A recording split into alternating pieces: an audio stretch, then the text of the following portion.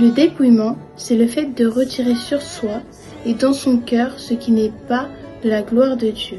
La parole de Dieu nous dit dans 1 Timothée 2, versets 9 jusqu'à 10, « Je veux aussi que les femmes vêtues d'une manière décente, avec pudeur et modestie, ne se parent ni de tresses, ni d'or, ni de perles, ni d'habits somptueux, mais qu'elles se parent de bonnes œuvres comme il convient à des femmes qui font profession de servir Dieu. » En fait, le Seigneur nous demande de nous couvrir depuis Adam et Ève.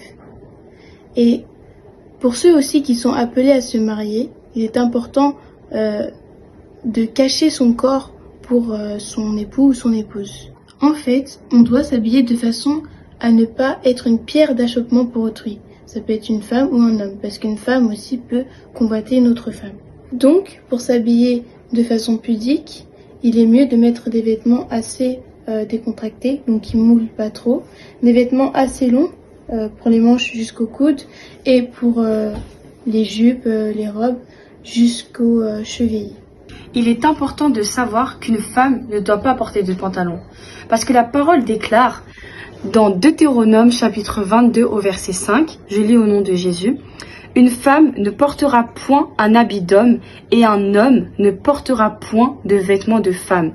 Car quiconque fait ces choses est en abomination à l'Éternel ton Dieu. » Et donc le pantalon est pour l'homme. Il n'existe pas de pantalon pour les femmes. Ce n'est pas parce que vous voyez dans les rayons que il y a des pantalons pour les femmes que ça veut dire que vous pouvez en porter.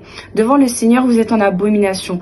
Il y a une époque, vous n'aurez même pas pu porter le pantalon parce que cela n'était pas autorisé. Mais le monde a fait que cela maintenant est autorisé parce que les femmes justement se sont rebellées.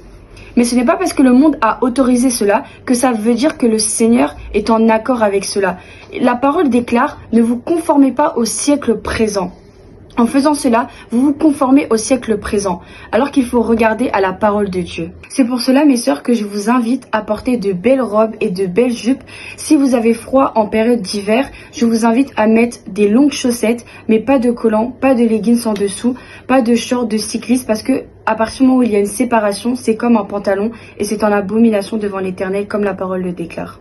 Sachant que tous les vêtements dont la séparation est entre les jambes a été fait pour les hommes.